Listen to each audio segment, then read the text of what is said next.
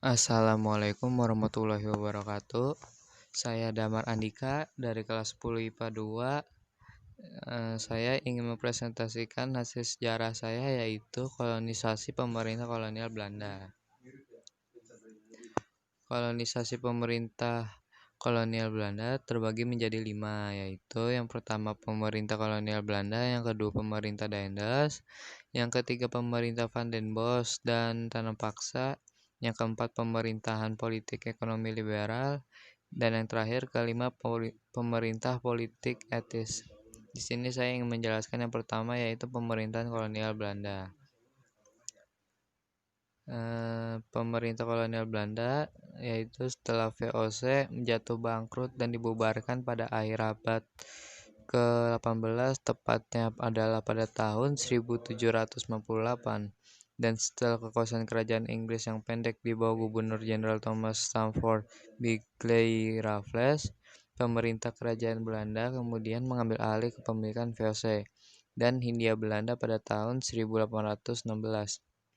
Sejak saat itu, pemerintah kerajaan Belanda berkuasa dan berdaulat penuh atas wilayah Hindia Belanda yang tertulis dalam Undang-Undang Kerajaan Belanda tahun 1814 dan diamandemen tahun 1848, 1872, dan 1922 menurut perkembangan wilayah Hindia Belanda. Dan yang kedua, pemerintahan Daendels.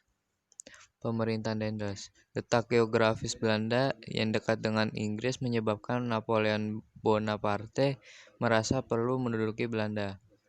Pada tahun 1806, Prancis membubarkan Republik Bataaf dan membentuk kerajaan Belanda, yaitu Koninkrijk Holland.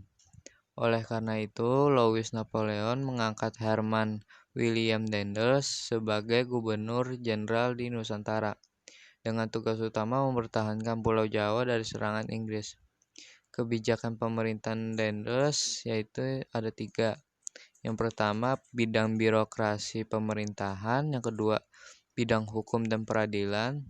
Yang ketiga, bidang militer dan pertahanan dalam melaksanakan tugas utamanya untuk mempertahankan.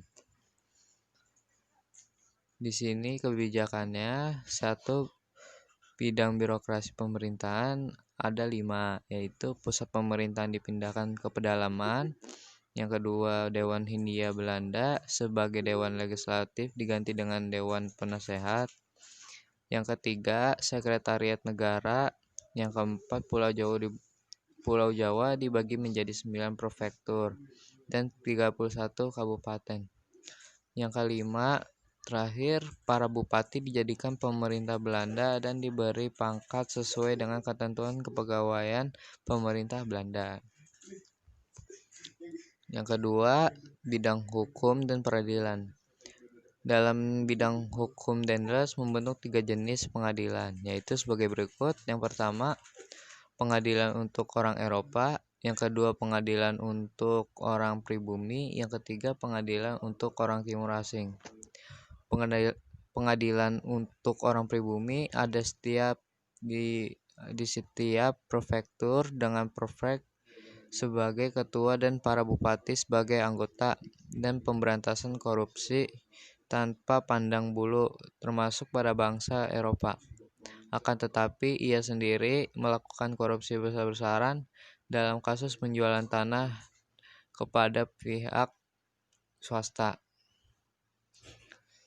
Yang ketiga, bidang militer dan pertahanan dalam melaksanakan tugas utamanya untuk mempertahankan Pulau Jawa dari serangan Inggris. Daendels mengambil langkah-langkah. Yang pertama, membangun jalan antara Anyer dan Panarukan.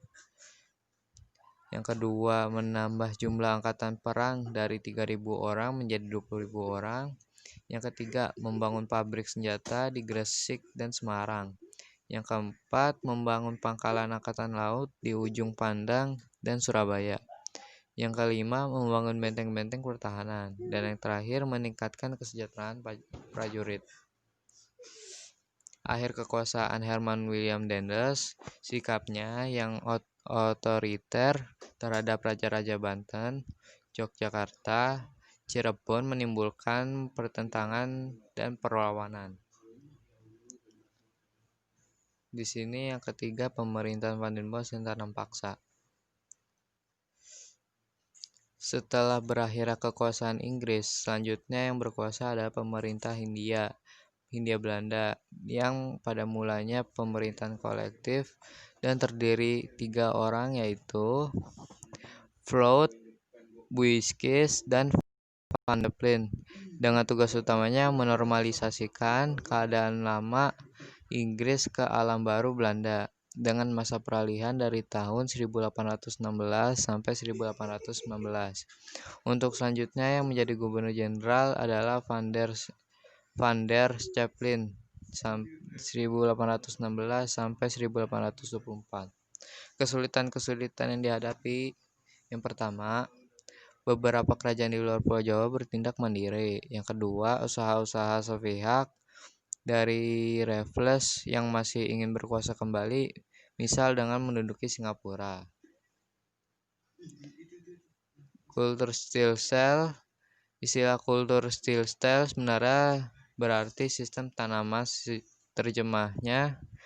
Terjemahannya dalam bahasa Inggris adalah culture system atau cultivation system.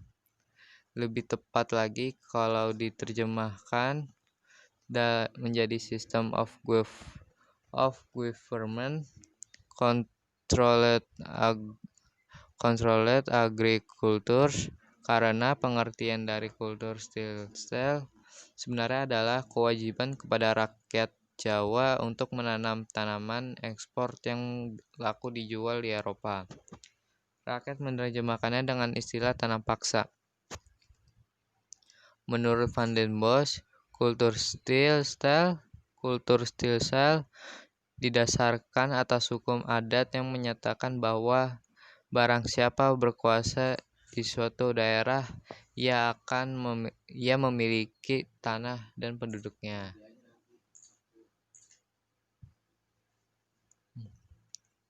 Terus, akibat sistem tanah paksa bagi Belanda meningkatkan hasil tanaman ekspor negeri jajahan dan dijual Belanda di pasaran Eropa. Yang kedua, perusahaan pelayaran Belanda yang semula berkembang kempis, tetapi pada masa tanam paksa mendapatkan keuntungan besar. Yang ketiga, pabrik-pabrik gula yang semula diusahakan kaum swasta Cina, kemudian juga dikembangkan oleh pengusaha Belanda karena keuntungannya besar. Yang keempat, Belanda mendapatkan keuntungan atau batik slot yang besarnya keuntungan pertama 3 juta gulden. Bagi Indonesia, 1. Kemiskinan dan penderitaan fisik serta mental berkepanjangan. Yang kedua, beban pajak yang berat. Yang ketiga, pertanian, khususnya padi, banyak mengalami gagal panen. Yang keempat, kelaparan dan kematian terjadi di mana-mana, seperti terjadi di Cirebon 1843, Demak 1848, Grombongan 1849. Yang kelima, yang terakhir, jumlah penduduk di Indonesia menurun. Dan yang keempat yaitu pemerintahan politik ekonomi liberal. Pemerintahan politik ekonomi liberal, pelaksanaan politik ekonomi liberal ditandai dengan beberapa peraturan antara lain. Yang pertama, Reglement of Het Beleid der Regering in Netherlands Indi 1854 berisi tentang tata cara pemerintahan di Indonesia. Yang kedua, Indisi Comptability Wet 1867 berisi tentang pembendaharaan negara Hindia Belanda. Yang ketiga, Suikerwet, yaitu UU Gula yang menetapkan bahwa tanaman tebu adalah monopoli pemerintahan pemerintah yang secara berangsur-angsur akan dialihkan kepada pihak wisata. Yang keempat, agraris wet, Undang-Undang Agraria 1870. Tanah Indonesia dibedakan menjadi tanah-tanah rakyat dan tanah milik pemerintah. Tanah rakyat terdiri dari tanah bebas dan tidak bebas. Tanah rakyat tidak boleh dijual kepada orang lain. Dan yang terakhir, Agraris Besluit 1870 ditetapkan oleh Raja Belanda dan mengatur hal-hal yang lebih rinci. Dan yang terakhir yaitu pemerintahan politik etis. Pemerintahan politik etis, munculnya politik etis dilatar belakangi oleh yang pertama yaitu sistem ekonomi liberal tidak mengubah nasib rakyat. Yang kedua, tanam paksa memberi keuntungan besar bagi Belanda, sebaliknya menimbulkan penderitaan rakyat. Yang ketiga, Belanda melakukan penekanan dan penindasan terhadap rakyat. Keempat, rakyat kehilangan tanah sebagai hak milik utamanya. Yang terakhir, adanya kritik terhadap praktik kolonial liberal. Kegagalan politik etis tampak dalam kenyataan-kenyataan sebagai berikut. Sistem ekonomi liberal hanya memberi keuntungan besar bagi Belanda. Yang kedua, sangat sedikit penduduk pribumi yang memperoleh keuntungan dan kedudukan yang baik.